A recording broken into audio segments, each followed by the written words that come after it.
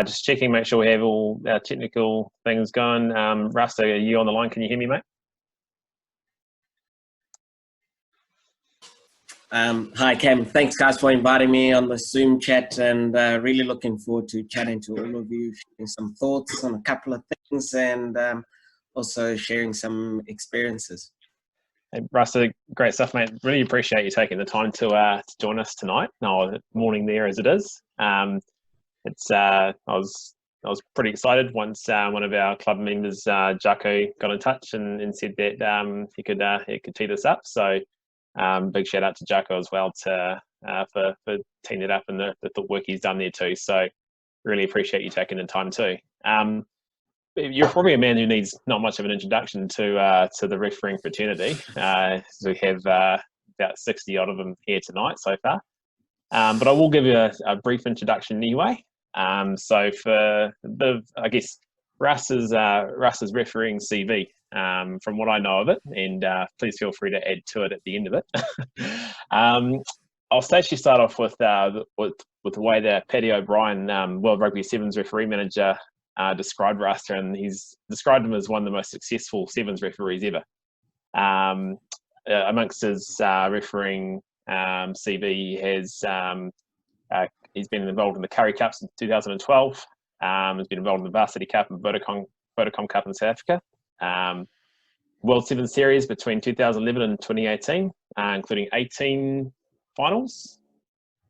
Refereed at the 2014 Commonwealth Games in Glasgow, 2018 in Gold Coast, 2 Sevens World Cup finals in Moscow 2013 and San Francisco 2018. The youngest person to referee a Curry Cup final in 2015 at the age of 29. He's refereed the top 14 in France, refereed the first Olympics Sevens gold medal match in Rio in 2016. World Rugby Referee of the Year award in 2016. Super Rugby since 2016. Made his test debut, Uganda versus Namibia in 2016 as well. So it sounded like a pretty good year for you, mate. You had 5 tests since then. South Africa Rugby Referee of the Year in 2015 and 2016, and has been also involved in the Pro 14 as well. So it's a fairly lengthy list. I'm sure there's much more to it as well. But we're pretty keen to hear a little bit about, first of all, Rasta, your refereeing story and how it all got started. Was it from a playing background, or where did it all begin? Yeah, thanks, Cam. I obviously grew up in Johannesburg, and I went to a school called GPR School for Boys. I used to play rugby as it was compulsory in school. It's the school where Jake White comes from, obviously, and the famous James Dalton as well. I've got a couple of GP boys in the Springbok team as well. So, I played for the lower teams, didn't really play for the top teams. We had a lot of divisions within our age group, and just loved the game of rugby. And then during my varsity years, decided to take up refereeing, and took a risk. And while I was studying my teaching, and it's just worked out well, and I managed to become a full-time referee. Yeah, and I noted that you had an education background, and I know that certainly it's quite a popular thing amongst some referees. A lot of referees come out of having that education background as well. You're a maths teacher, is that right? Yeah, that's correct. You can crunch numbers, so you probably keep a mental penalty count in your head as you're going through. How did that balance go? That work life, or that referee life balance, particularly as you were teaching and moving through the ranks, prior to that professionalism. How did that balance go for you, and how did you manage that? Yeah, so when I started off, obviously refereeing and teaching at the same time, I wasn't traveling as much. Most of the stuff was at home, and I'd travel internally either on a Friday or a Saturday and referee the game, either if it's in a different province or within my own province. And as I moved up the ranks, obviously it became a bit challenging. Started to travel a bit more, then got onto the 7th circuit. So that started affecting my teaching load. And then I made a decision that, I got to concentrate on refereeing, because the teaching was suffering and I couldn't, be in 2 places at once. So, I went into refereeing full-time after that. Oh, yeah. What were some of the so I guess as you're going through that sort of in between phase and as you're rising through the ranks there, what's I guess what were some of the bigger challenges that you had to overcome, or those as you were sort of just on that make or break type verge there as you're coming through there? Yeah, there were a lot of challenges. Obviously, the challenges are around travel and contact time, if we're referring to the teaching subject. And you've got to make sacrifices depending on what level you're at and the opportunities that you're getting. So I was lucky to get on an opportunity 2011-2012 season to join the Seventh Circuit, and only did 6 tournaments. And then after that, I started doing 10, and then I decided, nah, I just got to stop teaching. So the challenges were around travel, family as well. So yeah, that's it. Yeah. As you were, I guess taking those opportunities, and as you moved up towards that 7 series, that 7 circuit, I guess tell us a bit about the system there in South Africa, the refereeing system. I guess how is it structured, how it works. I mean, what would the competitiveness was like at the higher ranks and the higher levels and talent ID or anything like that? What does that look like there? So in South Africa, we've got different panels. Obviously, you'd start off in the academy panel, and then once you graduate from the academy panel, you move on to the next panel, which is called the national panel. And mostly people on the national panel are either officiating either Currie Cups, under 19s, 21s, first divisions, varsity cups, those internal tournaments. Then once you get onto the elite panel, you're refereeing Premier Division of Currie Cup, and then you're moving on. Obviously, if you get selected to referee around the world, whether it's sevens or Super Rugby or whatever. So there's different panels that you have to work through to get to the top. It's got its different challenges, but once you make it on a 7 circuit, it's one panel on a 7 circuit. Which is different. So they don't have a panel system because you're at the pinnacle of the sport. Cool, awesome. I guess talk to us a bit about that sevens journey. It's obviously been a huge part of your career, and it's probably been the biggest part of your career so far. I guess talk to us a bit about the journey that you took, the years that you spent in there, and the opportunities that you were afforded. Obviously, I've listed a few of them there, but I'm pretty keen to hear about how all that's gone, and maybe some highlights and on the way. Yeah, I mean, the sevens journey has been great for me. Probably it was a dream journey for me. I couldn't have asked for anything better, and I wouldn't change a thing.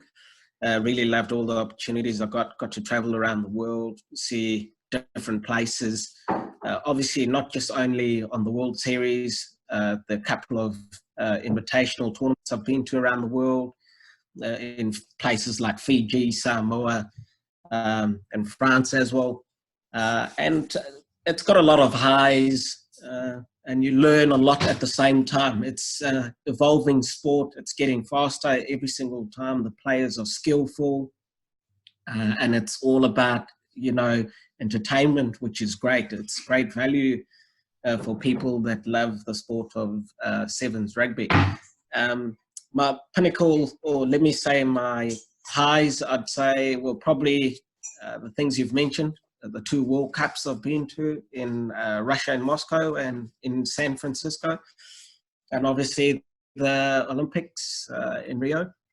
I'd say those are my highs of all the tournaments, but tournaments that have been quite challenging and physical, and they test your pictures, which is good to upskill yourself, is like a Coral Coast tournament in Fiji. It's just so physical, and I loved every part of it, learning how they play a different style of rugby. So there's different opportunities around the world and where sevens is played. Some teams play loose rugby, some teams play structured rugby, and that's the beauty of the sevens game.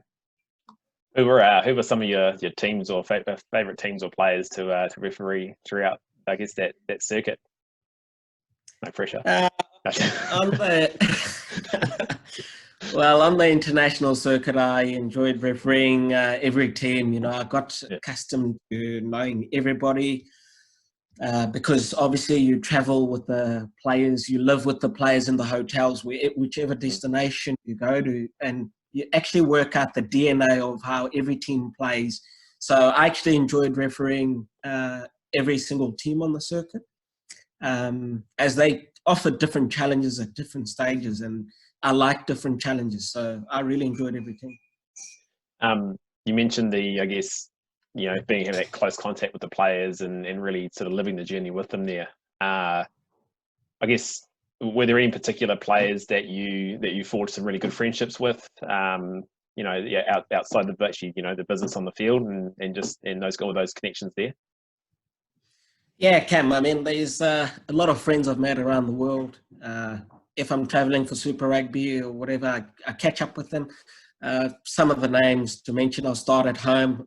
One of my great mates are guys like Chris Dry, Siabelo Sanatla, Cecil Africa, and all of them that actually helped me run community projects as well. And special coaches like Paul True, Neil Powell, and them. And then around the world, there's guys like Tomasi Farmer, Mark Jackman, these guys like Pamafar from Australia. Literally almost every country I could mention players that I try to catch up with, either on text or whether we catch up when I'm traveling for Super Rugby or something. Yeah, it's certainly what that mateship is a big part of our sport. That solidarity is huge. So I think it's something that we're probably missing all quite a lot right now in terms of that person to person mateship. So no, it's what have you been doing? Obviously, the world's been a bit different lately. What have you been doing personally to keep connected to the game and to for fitness and that connection with your other referees? Well, obviously we're faced with this pandemic at the moment around the world, and it's a tough time for all of us, and we're all in that.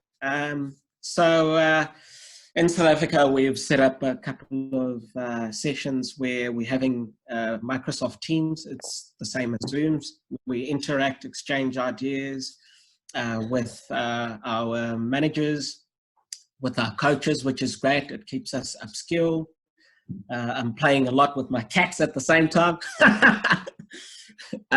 But at the same time, I've got mates around the world where we organize these Zoom calls, and we had a world Zoom call with organization, NGO, that's based in Uganda, and we got a couple of people around the world to share a couple of ideas, and that happens every Saturday. It's called Rugby Social by an NGO called Rugby Tackling Life. So that keeps me busy. We spend about 2 to 3 hours just sharing stories and memories and stuff. And yeah, it's just obviously you do internal training, as we're not allowed in South Africa to walk around or go train on parks and stuff. So we are home based. So you'll do your home training at home, which is great. So there's a lot of things I'm doing. Also catching up on my reading and my book that I'm writing and everything. So yeah, exciting times. I'd like to look forward to having a read of that once it's out. That sounds good. One of our REOs, and he's put through a question here: is favorite Seventh Circuit venue or tournament, and why? For me, it'll probably be Hong Kong. Obviously, that is probably the pinnacle of sevens. That's the home of sevens. It's just mind-blowing and the best place in the world to actually referee. It's the atmosphere, it's the crowd, it's just the city's great, the people are great, and I love Hong Kong. Nice. Yes, staying on that Seventh Circuit there for a second. Funniest, he's also asked funniest referee on the Seventh Circuit and why. not including yourself, because we've heard that you've got a keen sense of humour yourself. Well, I've met a lot of funny referees on the circuit, but one I would put out there is Richard Kelly for me. He's my best mate, but he's funny. Richard will be taking that right now. I think he's on the call. So, brilliant. I guess why is Richard so funny? We've shared the most amazing experiences on the Seventh Circuit, and I just love the Kiwi humour, and she brings the best out of it, you know. So I really enjoy spending time with Richard, and we call each other like 10 times a week, but he's such a great bloke. Oh, brilliant, this guy. He'll feel pretty good now that you've pumped his tires. Good stuff. Um, with I guess with that the speed of the game, and obviously you'd be pretty fit and fast person yourself. I suppose you want to share what some of your best beat test or bronco test. Oh, would you run a bronco over there, or would you do beat test? Well, when we started sevens, obviously we used to run the old yo-yo test. Yep, yo-yos. Yep.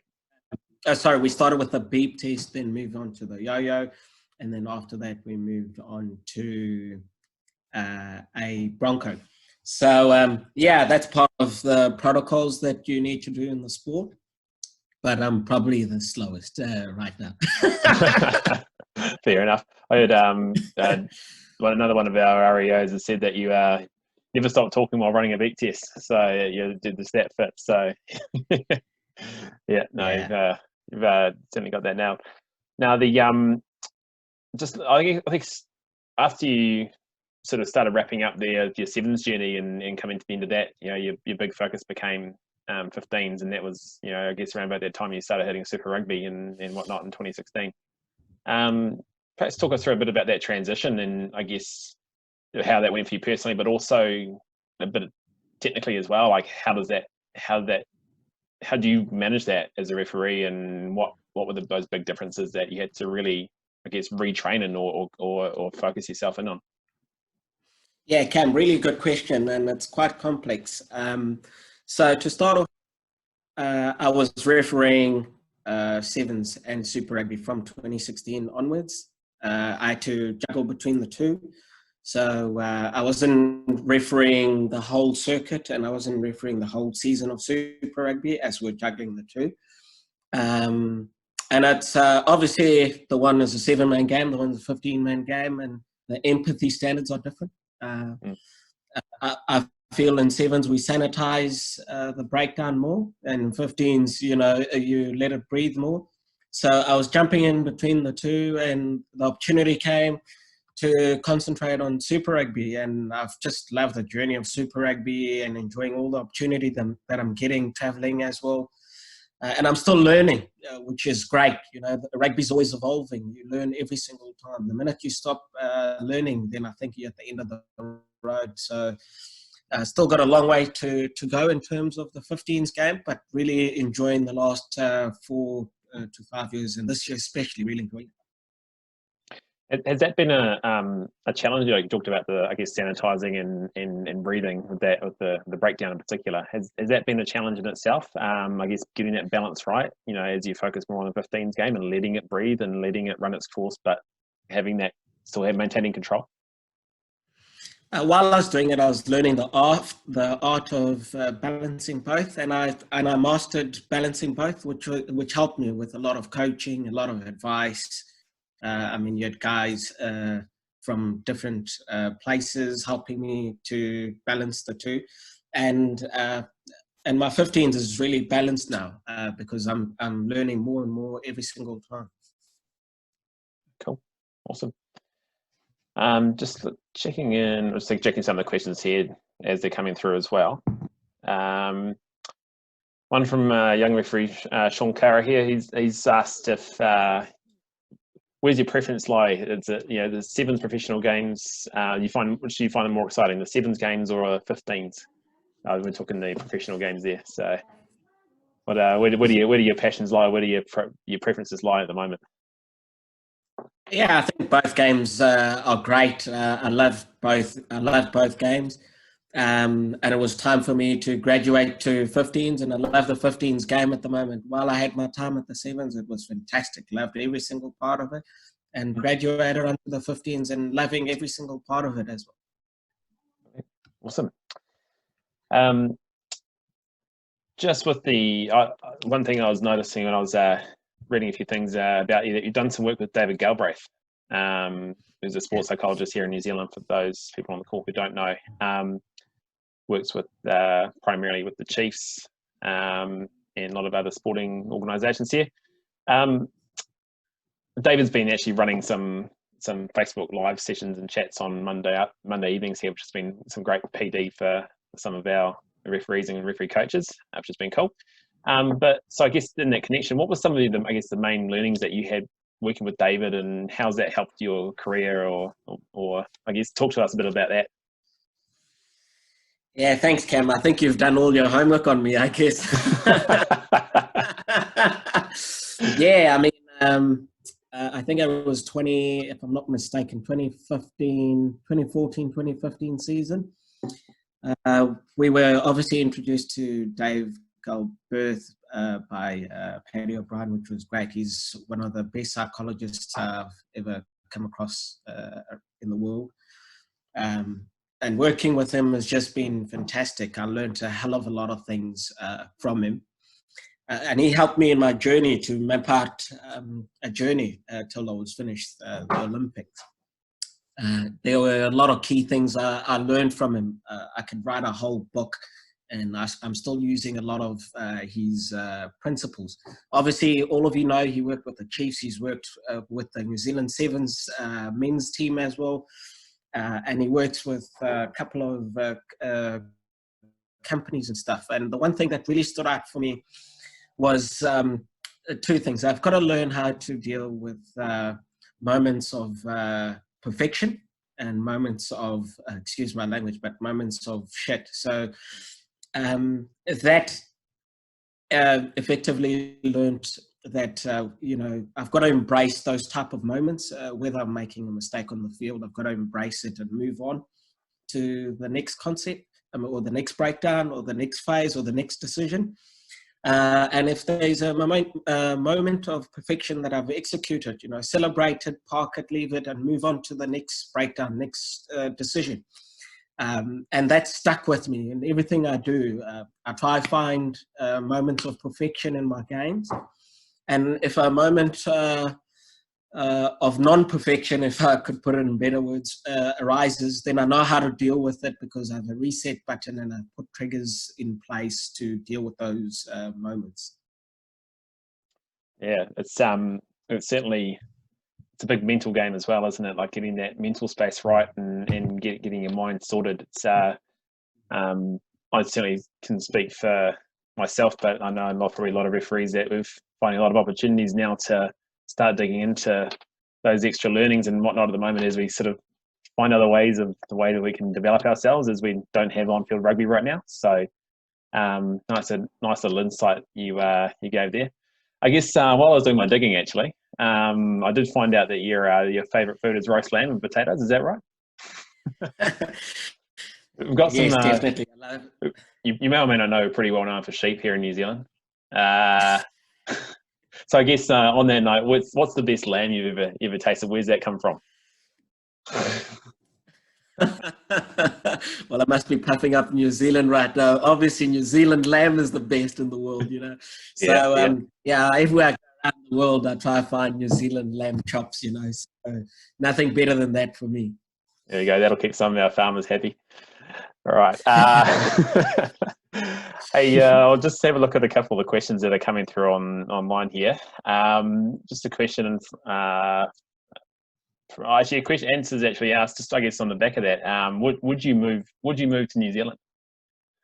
I love South Africa. It's a great place. My family's here and everything. So my heart is here. And I mean, you may never know in life, maybe later in life, but I'm really loving home at the moment.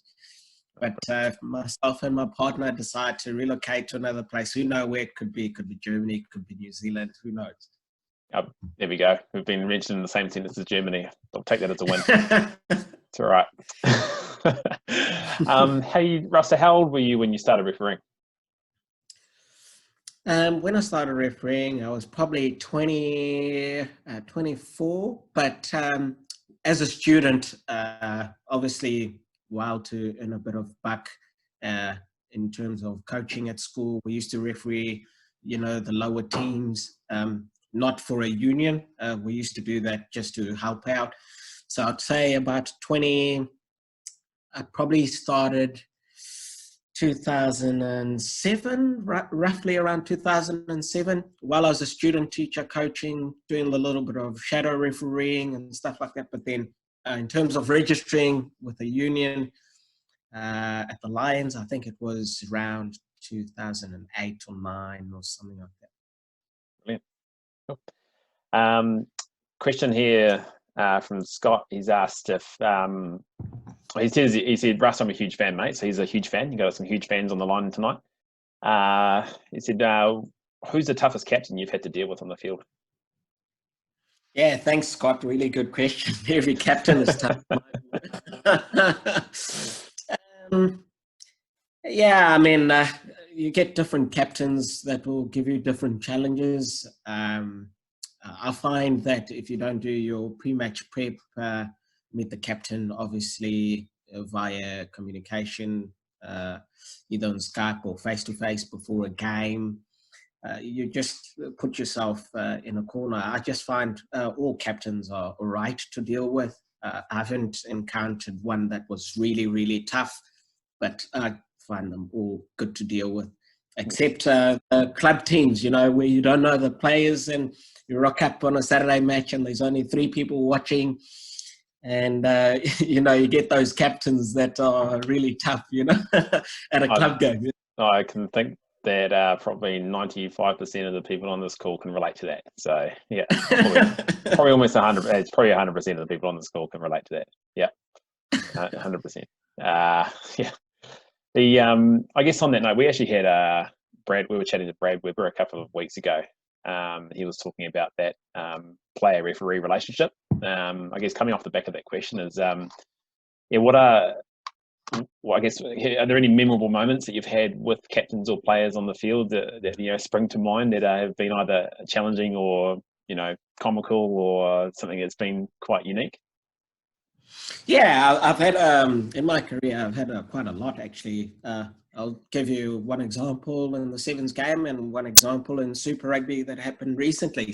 So in the Sevens game, I think I was refereeing New Zealand against Fiji in Hong Kong, where Bryce Heem was playing. Guys like Artie Saville were playing.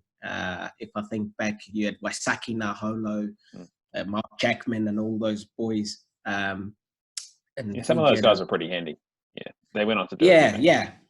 They went on. Some of them became All Blacks. Some of them are coaches of the New Zealand Sevens team, and a lot of them have graduated to bigger things and playing around the world.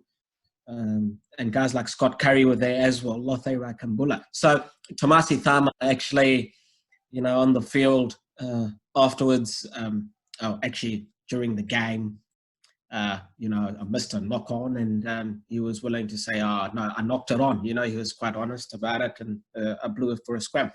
And I really appreciated a guy like that. He's such a great guy to work with on the field.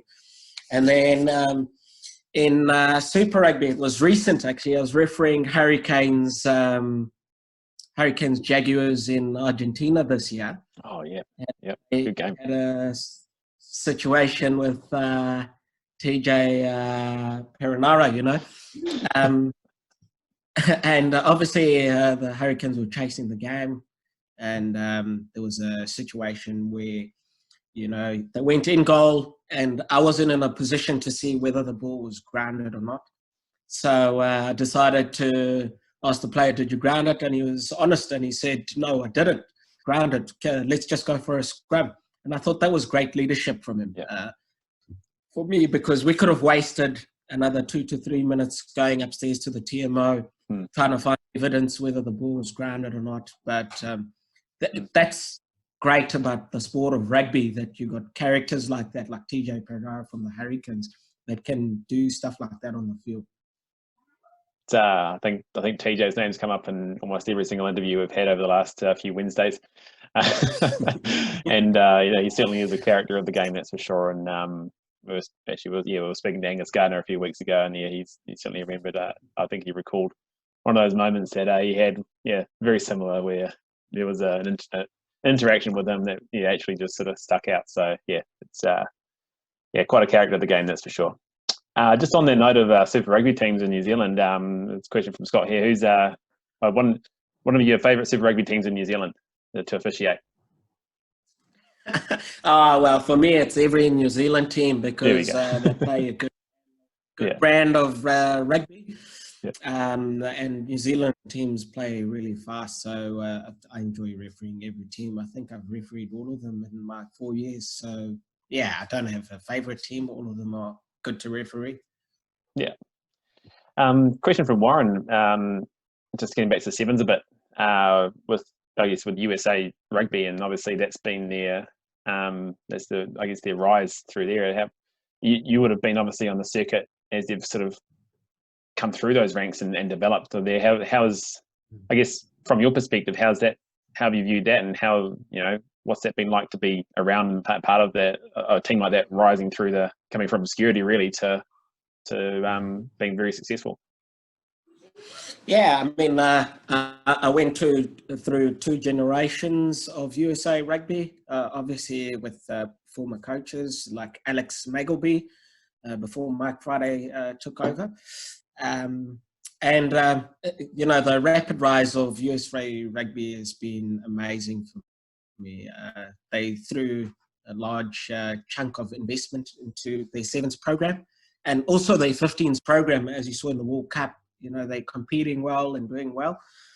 And what I've really enjoyed in terms of working with guys like Mike Friday, is that he's passionate and gets the best out of every single team he works with. So credit goes to Mike Friday for getting USA to where it is. And his name has been around the world. He's, if you think back, he developed Kenya into a powerhouse. England was a powerhouse. He's coached a lot of successful teams. So I think USA has done exceptionally well to constantly perform at the level that they are performing. And they're a great team to watch when I watch sevens while I'm doing my Super Rugby. Cool. Just jumping back across Super Rugby again now. Question from Jason, just around the pod system that they use in Super Rugby for refereeing and refereeing with other referees. He's asked, how have you found that? Have you found refereeing in the pod compared to having different people week in, week out over the past couple of seasons? Yeah, what I've enjoyed about Super Rugby, obviously they introduced the pod system 2 years ago. And what I've found, it's worked exceptionally well because we're working with the same people as much as we can, depending on travel arrangements and everything, or games. And sometimes we do double headers, which is good. So you get familiar to the pod. And at the same time, we're all working as a team of 15 refs in Super Rugby. So the pod system actually helps everyone to work together as a pod of 3 and as a whole big pod of 15. So whether we interchange pods or not, I find it really great. And it's upskilling us, and we're learning from each other and sharing our IPs, if I can expand, intellectual properties. And that's making the whole team environment good and healthy. And just to elaborate, so I'm working with Mike Fraser from Wellington in New Zealand, and Brendan Pickerel from Auckland, obviously. And they are great group of guys to work with, even though I'm in South Africa and they're in New Zealand. It's our second year running successfully, and the pod's just been phenomenal and refereeing well. I guess with that distance, obviously you've got games week in, week out, and you're traveling around. When Super Rugby's in the season, in those between times and when you're not together actually in person, what does that sort of communication look like? How frequently, and how do you guys sort of stay in touch and keep working together? Well, I'm happy for technology. Otherwise, I'd be sending letters via the post. But I think we connect a lot via Skype, which is good for us. We connect via WhatsApp as well. Yeah. We also have a psychologist in Super Rugby. His name is Warren Knopp, and we connect with him as well. We connect with our boss, Lyndon Bray, and our coaches within our individual countries. So yeah, technology helps us to connect, exchange ideas. We email each other about thoughts on different things. We review each other's games. So I like the whole concept of the pods. Wherever you are around the world, you can always connect. Whether I'm refereeing in South Africa, a local competition, or if I'm refereeing a Super Rugby game in South Africa, or Mike is refereeing a Super Rugby game, we always connect and try to help each other as much as we can. Gordon's asked what your key work-ons are for the season as a referee. After this season. Yeah, I mean your key work-ons, I guess, for this season, I guess, assuming that we have a season, but if the season was in progress right now, what were your key work-ons going into it? So my key work-ons for the season was to stay composed in games, and to stay low key within, and that's something I've been working through for a long time, and it's working well, and I've just enjoyed my refereeing by working on those concepts. Cool. Do you have any advice that stuck out to you from the early days that you most often remember, or it's still relevant in your professional career? Yeah, there is. Obviously, I think one of the old lads back in the days when I started off and things were going exceptionally well, they just told me that just keep your feet on the ground. You're only as good as your last game. So, yeah, you're only as good as your last game. There you go. There's a couple of old lads listening right now. I know they'll be keen to be dishing out their good advice to our young referees around the tracks. So no, it's good. Just looking at the questions come through.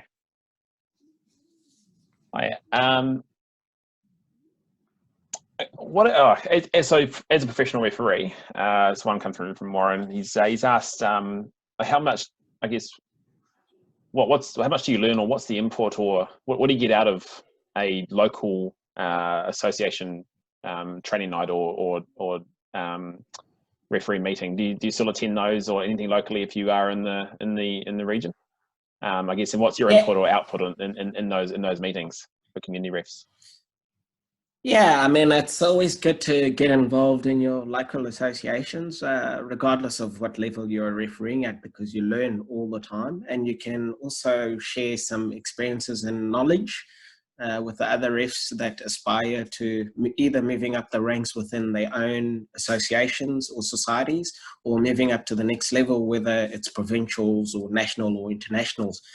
And obviously our involvement is around different areas. You either, doing presentations or attending functions, fundraisers and stuff like that. So the more we give back to the game, the more we actually help shape the game and preserve the heritage of our game. And it's important for all of us to contribute to all our local societies. And same as this call that I'm on now, it's really wonderful to learn and, from different people and hear some of the questions and stuff.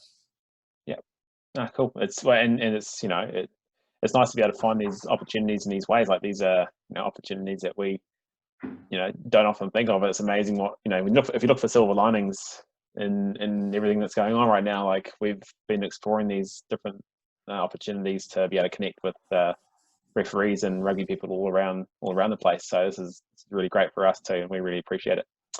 Actually, just on the note of, I guess the local refereeing in South Africa, obviously, not everyone's keen. I think you probably find this around the world, is not everyone's keen to go pick up a whistle. It's not always the most glorious job that's sort of put out there. But what's recruitment like in South Africa in terms of recruiting your referees, and do you know of any strategies that you guys have in place over there to help bring your referees on board, or to nurture them and bring them into the game?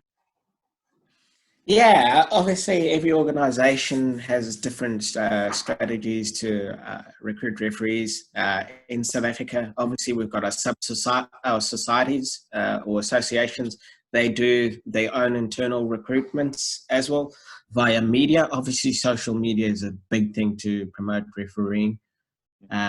but at the same time, there are great initiatives from obviously SA Rugby, where they've implemented recruitment strategies. App you can sign up on the web as well.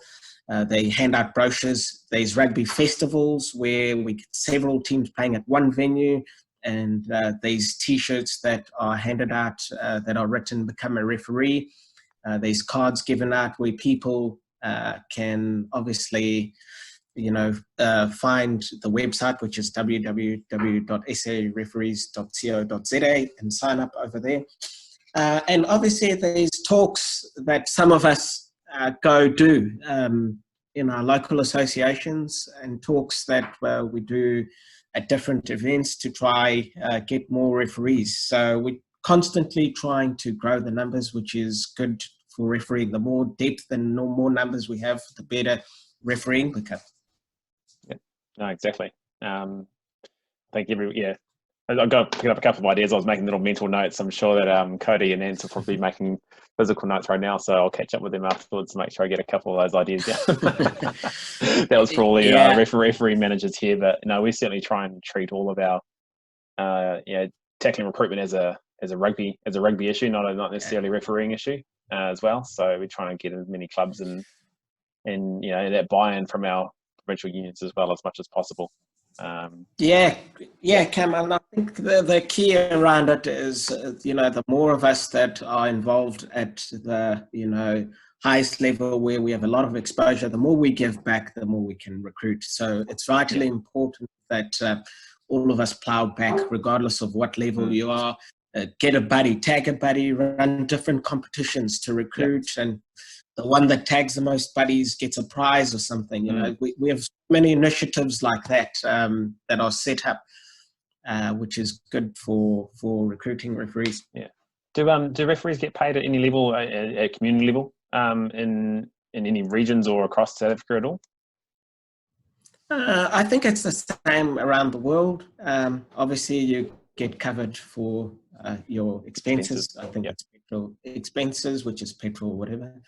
Okay. So we got to do it for the love of the game and enjoy the game as well. Yeah, cool. I'm just checking the chat here. Just seeing if there's any ones that I've missed on there. I'd say probably a last call for questions if anyone's got them to pop them in. Just bear with me a second. There's one that was coming here. Just around that, when you took up, so actually registered as a referee when you were 24. I guess what ambitions did you have at that point to get to that elite level, and I guess what plans did you sort of put in motion, I guess, at that time to be able to start reaching those lofty heights? Yeah, I love that question. So obviously in 2004, I did a bit of introspection, and I thought to myself, where do I want to go if I'm going to do the sport? So I began with the end in mind. Where do I want to finish off? So my end in mind, obviously, was to be refereeing top test matches. I want to referee a Bledisloe Cup match. So my goal is to get to the pinnacle of the sport and referee 15's Bledisloe Cup match and other test matches. In the sevens game, it was to referee at the Olympics, and I was fortunate to get the opportunity to do that. But I've still got a long way to go with my 15s and really enjoying the journey of learning. But I'll get to my goals. Awesome. All right. Okay. I was just scrolling back up through the chat there just to make sure I hadn't missed any big ones off there. Yes. Yeah. No. I think we are good. But was there anything else you wanted to share in particular there, Rasta? Anything that I hadn't asked? Any pearls of wisdom or little gems or gold nuggets that you had stashed away in your mind there that you thought, I might want to share that with those referees here in New Zealand?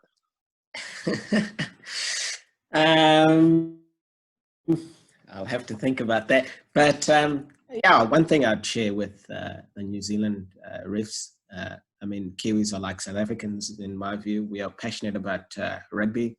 We love the sport and the opportunities that it gives us. We big rugby people. Is that let's keep giving back that little bit you give back makes a little difference. And I'll tell you just a little thing that I'm doing with the community project. And I've met a couple of people that helped me, current sevens players, 15s players and stuff. So in our little bay, it's called Heart Bay in Cape Town at the bottom, we run community projects for underprivileged kids. And it's just interesting what the little thing can do, just being there present, or, teaching them rugby skills or whatever. You give hope to other people and you give dreams to other people. So the little bit we can do for communities as New Zealand or South Africa around the world and giving back makes a huge difference. Let's keep protecting the heritage of our rugby. I love the South African-New Zealand rivalry. Probably it's because we carry a lot of tradition, which is great for the sport. So if we want to go do good deeds, let's go to the communities and give back to the communities, which is good. I couldn't agree with you more. And just off the back of our own referee club here in Bay of Plenty, our mission is to serve the game and serve the community, and that's the community really is at the heart of it. And like you said, if you do have that mind, that focus and that mindset as to what are we doing, and we're part of a much bigger thing. So no, I really appreciate that advice. I know that a lot of people on this call will be able to take that to heart, and along with everything else you've said tonight, we really appreciate it, and hearing a lot about your story and where you've come from, and some of your insights from your travels and adventures and around the world. Plenty more to come, no doubt, as well. And it might be quite interesting if we ever get this opportunity again in a few years' time to see where it's taken you. So it'd be nice to stay in touch and to reconnect again at some point and just check in. So be good. Thanks, guys, for the opportunity, and be good. Stay protected during this time around the world. And to all my New Zealand mates, miss all of you. To Roger, Drew, and all of them. I miss all my Kiwi mates, but hopefully we'll see everyone soon. Brilliant. Cody, did you want to say anything, mate, before we wrap up? No, not really. Just thanks, Rasta, and everyone next week at 7 o'clock with Paul Honus. Fantastic. Cool. Thanks, Rasta. Thank you, Cody. Thank you, everyone, for joining us tonight. Really appreciate it. Cool.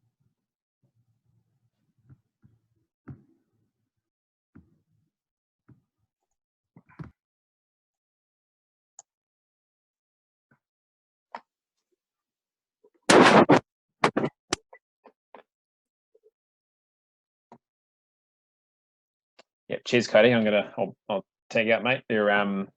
Thanks for hosting on your platform. It's much appreciated. Well done, mate. Awesome job.